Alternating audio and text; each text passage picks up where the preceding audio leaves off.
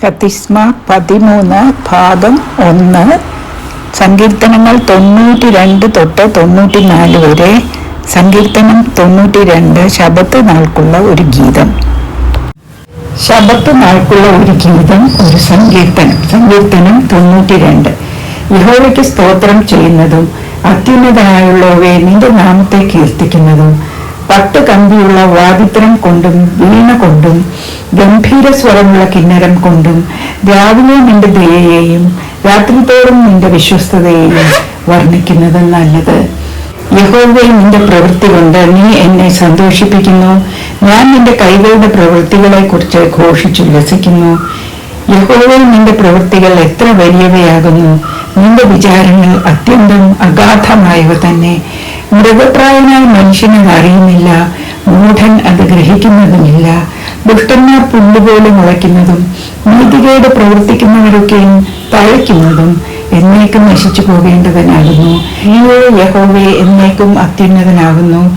യഹോവേ, ഇതാ നിന്റെ ശത്രുക്കൾ നശിച്ചു പോകുന്നു. നീതികേട് പ്രവർത്തിക്കുന്ന ഏവരും ചിതറിപ്പോകും. എങ്കിലും എന്റെ കൊമ്പ് നീ കാട്ടുപോത്തിന്റെ കൊമ്പ് പോലെ ഉയർത്തും. പുതിയ എണ്ണ എന്നെ തേപ്പിക്കുന്നു. എന്റെ കണ്ണ് എന്റെ ശത്രുക്കളെ കണ്ടും എന്റെ ചെവി എന്നോട് എതിർക്കുന്ന ദുഷ്കർമ്മികളെ കുറിച്ചും കേട്ടും രസിക്കും. നീതിമാൻ പന പോലെ തഴയ്ക്കും, ലെബാനോനിലെ ദേവദാരു പോലെ വളരും. യഹോവയുടെ ആലയത്തിൽ നടുതലയായവർ നമ്മുടെ ദൈവത്തിന്റെ പ്രാകാരങ്ങളിൽ തഴയ്ക്കും. വാർദ്ധക്യത്തിലും അവർ ഫലം കായ്ച്ചുകൊണ്ടിരിക്കും. അവർ പുഷ്ടി വെച്ചും പച്ചപ്പിടിച്ചും ഇരിക്കും. യഹോവ നേരുള്ളവൻ, അവൻ എന്റെ പാറ, അവനിൽ നീതികേടില്ല എന്ന് കാണിക്കേണ്ടതിന് തന്നെ.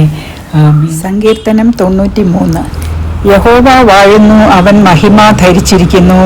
യഹോവ ബലം ധരിച്ച് അരയ്ക്ക് കെട്ടിയിരിക്കുന്നു. ഭൂലോകം ഇളകാതെ ഉറച്ചു നിൽക്കുന്നു.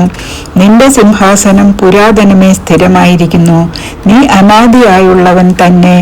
യഹോവേ, പ്രവാഹങ്ങൾ ഉയർത്തുന്നു, പ്രവാഹങ്ങൾ ശബ്ദം ഉയർത്തുന്നു. പ്രവാഹങ്ങൾ തിരമാലകളെ ഉയർത്തുന്നു. സമുദ്രത്തിലെ വൻ തിരങ്ങളായ പെരുവെള്ളങ്ങളുടെ മുഴക്കത്തെക്കാളും ഉയരത്തിൽ യഹോവ മഹിമയുള്ളവൻ. നിന്റെ സാക്ഷ്യം എത്രയും നിശ്ചയമുള്ളവ. യഹോവേ, വിശുദ്ധി നിന്റെ ആലയത്തിന് എന്നേക്കും ഉചിതം തന്നെ. ആമീൻ. സങ്കീർത്തനം 94. പ്രതികാരത്തിന്റെ ദൈവമായ യഹോവേ, പ്രതികാരത്തിന്റെ ദൈവമേ, പ്രകാശിക്കണമേ. ഭൂമിയുടെ ന്യായാധിപതിയെ എഴുന്നേൽക്കണമേ.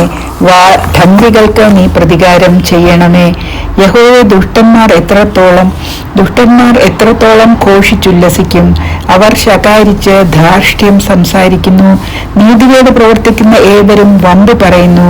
യഹോവേ, അവർ നിന്റെ ജനത്തെ തകർത്തു കളയുന്നു, നിന്റെ അവകാശത്തെ പീഡിപ്പിക്കുന്നു. അവർ വിധവയെയും പരദേശിയെയും കൊല്ലുന്നു. അനാഥന്മാരെ അവർ ഹിംസിക്കുന്നു. യഹോവ കാണുകയില്ല എന്നും യാക്കോബിന്റെ ദൈവം ഗ്രഹിക്കയില്ലെന്നും അവർ പറയുന്നു.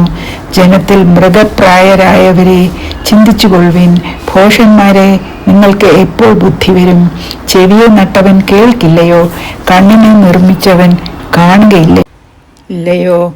ജാതികളെ ശിക്ഷിക്കുന്നവൻ ശാസിക്കില്ലയോ? അവൻ മനുഷ്യർക്ക് ജ്ഞാനം ഉപദേശിച്ചു കൊടുക്കുന്നില്ലയോ? മനുഷ്യരുടെ വിചാരങ്ങളെ മായ എന്ന് യഹോവ അറിയുന്നു. യഹോവേ, ദുഷ്ടന് കുഴി കുഴിക്കുവോളം അനർത്ഥ ദിവസത്തിൽ നീ അവനെ വിശ്രമിപ്പിക്കേണ്ടതിന് നീ ശിക്ഷിക്കുകയും നിന്റെ ന്യായപ്രമാണം നീ ഉപദേശിക്കുകയും ചെയ്യുന്ന മനുഷ്യൻ ഭാഗ്യവാൻ. യഹോവ തന്റെ ജനത്തെ തള്ളിക്കളകയില്ല, തന്റെ അവകാശത്തെ കൈവിടുകയുമില്ല. ന്യായവിധി നീതിയിലേക്ക് തിരിഞ്ഞുവരും. പരമാർത്ഥ ഹൃദയമുള്ളവരൊക്കെയും അതിനോട് യോജിക്കും. ദുഷ്കർമ്മികളുടെ നേരെ ആർ എനിക്ക് വേണ്ടി എഴുന്നേൽക്കും? നീതികേട് പ്രവർത്തിക്കുന്നവരോട് ആർ എനിക്ക് വേണ്ടി എതിർത്ത് നിൽക്കും? യഹോവ എനിക്ക് സഹായമായിരുന്നില്ലെങ്കിൽ എൻ്റെ പ്രാണൻ വേഗം മൗനവാസം ചെയ്യുമായിരുന്നു. എൻ്റെ കാൽ വഴുതുന്നു എന്ന് ഞാൻ പറഞ്ഞപ്പോൾ യഹോവേ, നിന്റെ ദയ എന്നെ താങ്ങി. എൻ്റെ ഉള്ളിലെ വിചാരങ്ങളുടെ ബഹുത്വത്തിൽ നിന്റെ ആശ്വാസങ്ങൾ എൻ്റെ പ്രാണനെ തണുപ്പിക്കുന്നു. നിയമത്തിന് വിരോധമായി കഷ്ടത നിർമ്മിക്കുന്ന ദുഷ്ടസിംഹാസനത്തിന് നിന്നോട് സഖ്യത ഉണ്ടാകുമോ? നീതിമാന്റെ പ്രാണന് വിരോധമായി അവർ കൂട്ടം കൂടുന്നു. കുറ്റമില്ലാത്ത രക്തത്തെ അവർ ശിക്ഷയ്ക്ക് വിധിക്കുന്നു. എങ്കിലും യഹോവ എനിക്ക് ഗോപുരവും എൻ്റെ ശരണശൈലമായ എൻ്റെ ദൈവവുമാകുന്നു. അവൻ അവരുടെ നീതികേട് അവരുടെ മേൽ തന്നെ വരുത്തും. അവരുടെ ദുഷ്ടതയിൽ തന്നെ അവരെ സംഹരിക്കും. നമ്മുടെ ദൈവമായ യഹോവ അവരെ സംഹരിച്ചു കളയും. ആമേൻ. ഇവിടെ ഭാഗം 1 അവസാനിക്കുന്നു.